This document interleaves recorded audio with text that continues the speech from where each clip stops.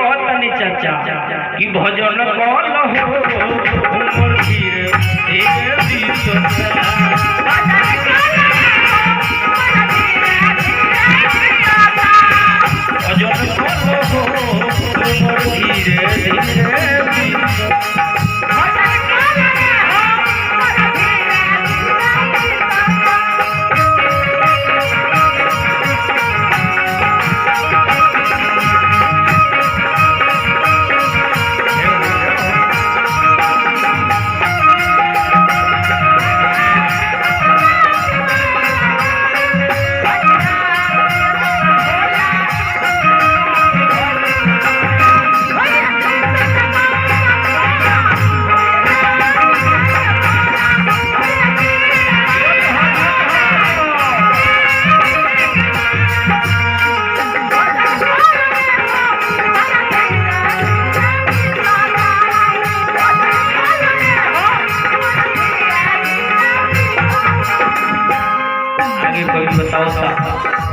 ये सुबह भजन करो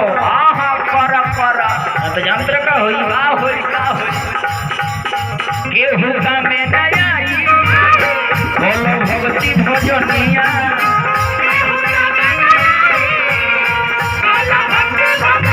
बात में दूसरा करबो हो जई बजो पुरनिया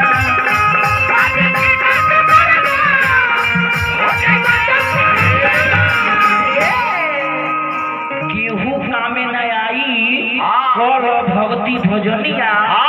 बाद में तू का करब हो जई बजो ये प्रकाश शरीर ये पुराण होइए वो परम पिता परमेश्वर के नोटिस जब आई नोटिस जब आवे जानते का होला नोटिस जब आवेला तो दुआरी के चौखट धीरे धीरे टूटे लागेला बातवा के हम चौखट कइले प्रकाश जी सही बात बा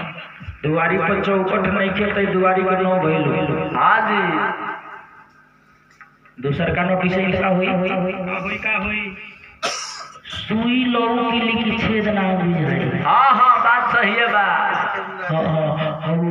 अमेरिका जी के वॉल्यूम लोग की लिखी बुझाई ना कि कौन वॉल्यूम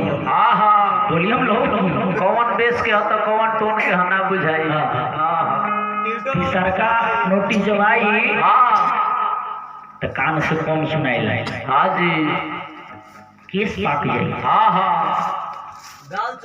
यहाँ तक कि अपना शरीर के रोआ भी कामे आई शरीर के चमड़ा धीरे धीरे सांस छोड़े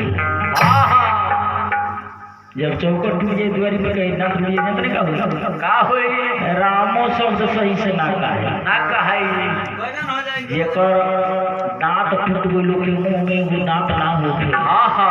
ओकरे किया से जाम लगा के कहती का कहिए वो राम राम ना कहिए का कहिए वो कहिए कि होले लाम लाम होले कृष्णा होले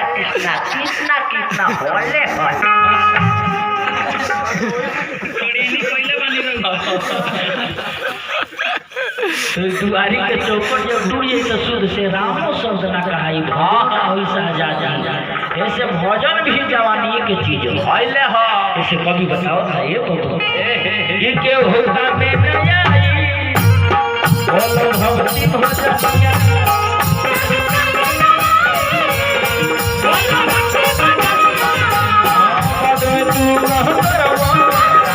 हो जाई बजब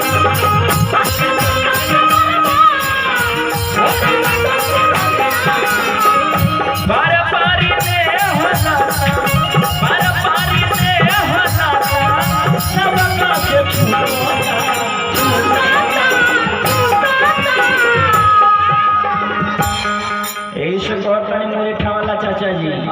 की भजन उमर धीरे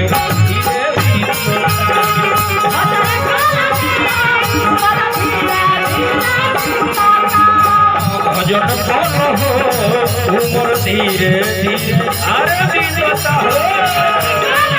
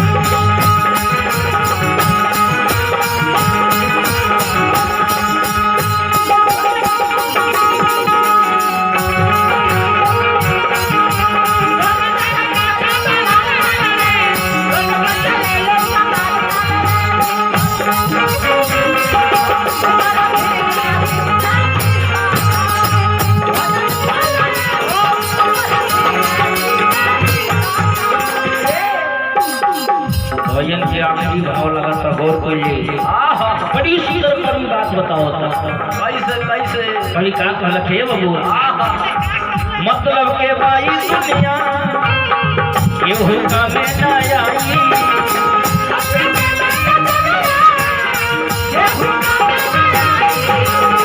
जैसन कर्म करनी नाम ले तोहरा आई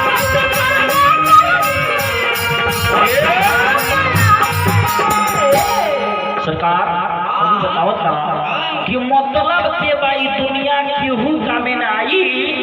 जैसन करब करनी सामने तोहरा आई हमने के बरा गेहूं बोले बने जो खेत में मसूरी बोले बने जा तो गेहूं धान मन हो जाए लाजी जो होई तो गेहूं में हो गई मसूरी कोनो खेसारी ना हो जाए ना होई तो मसूरी है ई भाई मारते रह जाए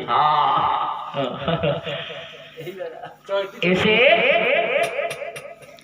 दुआरा पर बबूर के पेड़ लगाए तो आम ना खाए बबूर के पेड़ आम ना थोड़ी आम खाए खातिर आम के पेड़ लगावे के पड़ी ऐसे कवि कहता कि जरा तू सोच आए बंदे इस दम का क्या ठिकाना गौर कीजिएगा बंधु जरा तू सोच आए बंदी इस दम का क्या ठिकाना है अगर निकल गया ये दम तो सब अपना गिराना जरा तू सोच आए बंदी इस दम का क्या ठिकाना है अगर निकल गया ये दम तो सब अपना गिराना है ना भाई है ना बंधु है खूब गौर से देखो तो मतलब का जवाब तो मतलब के बाई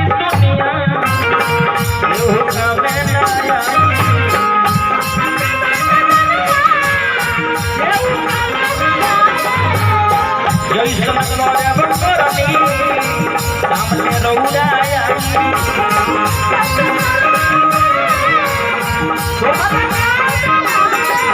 अपना फायदा शोभे अपना फायदा शोभे हाय हाय खाती